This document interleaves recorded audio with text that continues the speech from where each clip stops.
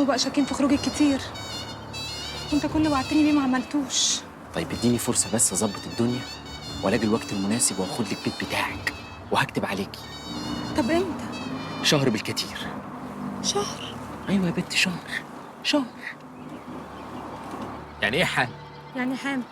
وما خدتيش بالك ليه؟ اهو اللي حصل قدر ربنا. يعني ايه اللي حصل يا مريم؟ تشوفي صرفه وتنزليه. وانزله ليه؟ انت مش قلت لي هتكتب عليه عند المأذون؟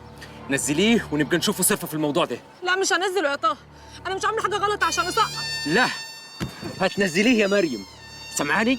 هتنزليه، ولو مش بالزوج هيبقى بالعافيه. والله يا بنت الناس بقالي كتير ما عرفش عنه حاجه. طب وانا هعمل ايه في المصيبه اللي انا فيها دي؟ انا بطني كل يوم عماله بتكبر، وهو ولا بيرد عليا ولا عارفه الاقيه. تلاقيه صافي. سافر وسابني في المصيبه دي لوحدي؟ طب والله يا زلطه، ان ما فهمته وجه حل لي مشكلتي لا اروح لذنب اخوه واحكي له على كل اللي حصل. لا ذنب ايه؟ اعجل كده يا بنت الناس واصبر شويه. مش هصبر. انت اتجنيت؟ جايين لحد البيت؟ الموضوع مهم وخطير يا طه. ايه اللي حصل؟ مريم جت عندي وبتهدد انها تفضح السر. اتهبلت دي ولا ايه؟ اتهبلت واستبيعت وشكلك ده ناوي على الشر. انت عارف لو زين عرف هيعمل ايه؟ عارف يا طه. طب هنعمل ايه في الداهيه دي؟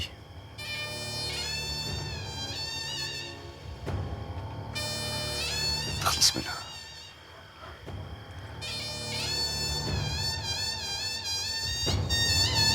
شكرا يا ابني. زين باشا، عمر عايزه اتكلم مع حضرتك في حاجه ضروري.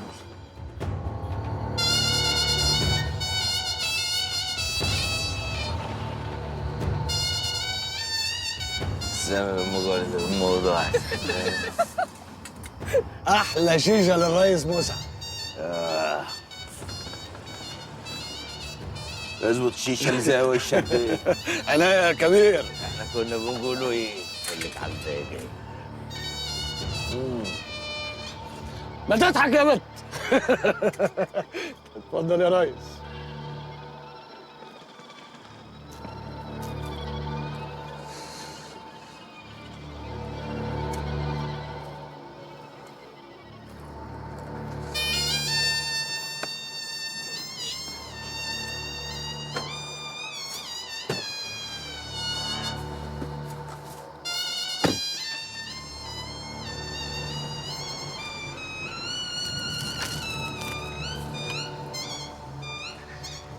انت عاوز مني ايه يا طه؟ وبعدين انت ايه اللي مركبك عربيه موسى؟ مش كفايه اللي عملته فيا ورميتني في الشارع؟ انت رحت لزين؟ زين؟ قول كده بقى. جايلي دلوقتي لما عرفت ان انا رحت لاخوك. رحت له يا طه، بس اطمن ما حكيتلوش على اي حاجه. واخدني على فين يا طه دلوقتي؟ مش كنت وعدك ان احنا نتجوز؟ بجد يا طه هنتجوز؟ الحمد لله يا طه، انا كنت متاكده ان انت عمرك ما هتخلى بيا. كنت متاكده ان ابن صالح القناوي عمره ما هيرمي ضناه في الارض.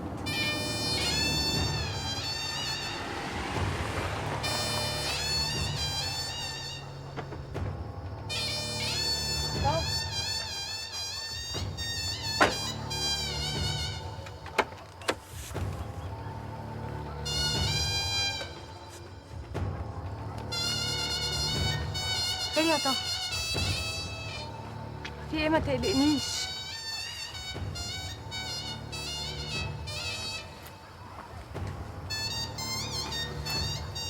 يا طه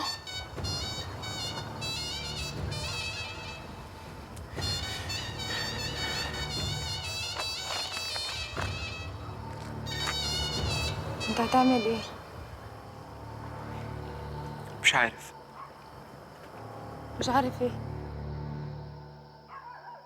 انت هتعمل ايه؟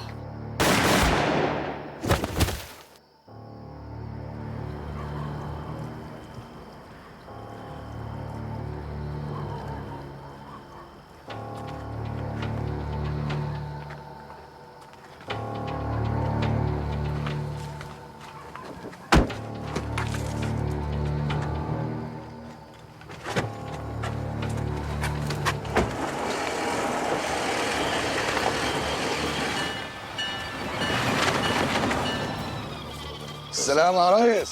السلام يا ريس مسعد. عيش يا ريس، ليلتك عنب.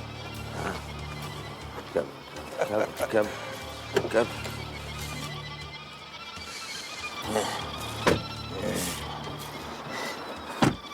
بيت الجناوي زاد راجل. سمي الله يا أمه. بسم الله الرحمن الرحيم.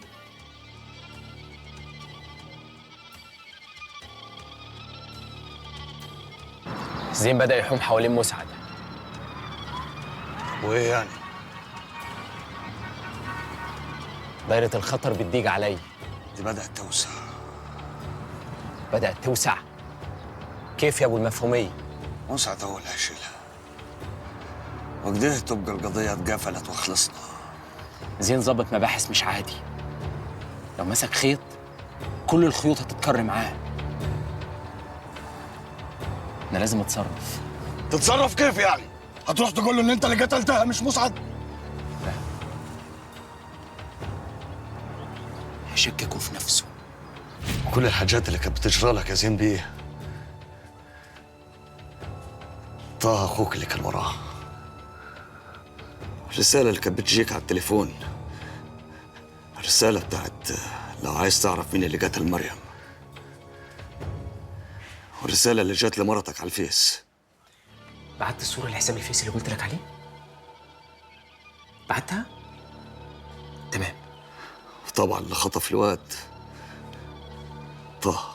النيابة وافقت تاخد تحليل من الواد ومن مسعد عشان يعرفوا مين أبوه. يا طه مفيش مخلوق هيجي في دماغه ان الواد ده ولدك. الاحتياط واجب برضه. ماشي براحتك. طب بقول لك ايه؟ انا عايز مكان قاعد فيه الواد. اقول لك سيبه مع مرضي وانا هكلمها افهمها وهبعت لك العنوان في رسالة. اول مره احس بجدع معايا. الحاجات دي ما فيهاش جدع يا طه. 5 بواكي تسلمها للولية قبل ما تسلمها الواد ومصاريفه.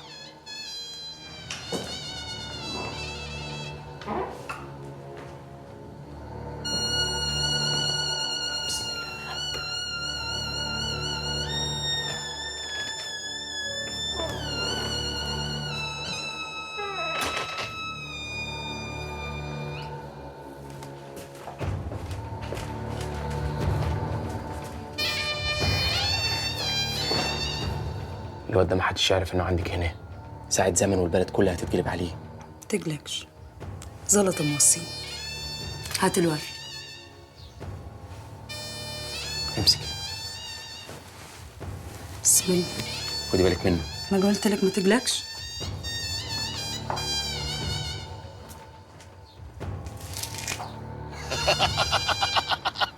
كده الموضوع اتقفل. ومسعد خد جزاته. خد جزاته؟ انت بتضحك على نفسك ولا عليا؟ هو بجنب البيت. ما هوبش. انا عارف يا طه انه ما هوبش. كان مسعد ظلم وافترى. مسعد ظلم وافترى على ناس كتير وانا اولهم. انت ما تعرفش يعني ايه ذل ومهانه طول الوقت، يعني ايه قله قيمه طول الوقت. انت عمرك قلت لنفسك انا ليه خفيت مرتي برا البلد؟ ليه؟ عشان انا ممكن اتحمل الذل والاهانه، اتحمل اي حاجه، لكن العرض والشرف لا. العرض والشرف لا يا طه. مسعد كان فاضل له خطوه واحده، خطوه واحده ويجي على شرفي. تعرف يا طه،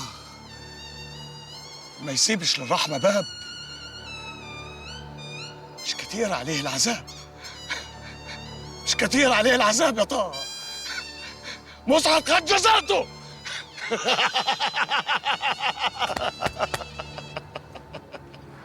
مش هيطلع عاوزني اشهد مع ولده في المحكمه. هتعمل ايه؟ هديله رصاصة الرحمة، هشهد ضده عشان نخلص منه. تعرف يا طه يعني ايه متهم يطلب شاهد فالشاهد يشهد ضده؟ عارف، بس اوعى تتهز يا صاحبي. تقلقش يا طه، دي اللحظة اللي أنا مستنيها من سنين. بس خلي بالك، هتلر مش هيسيبك في حالك. ما تقلقش يا طه، انا هشهد ضده وههمل الصعيد كله.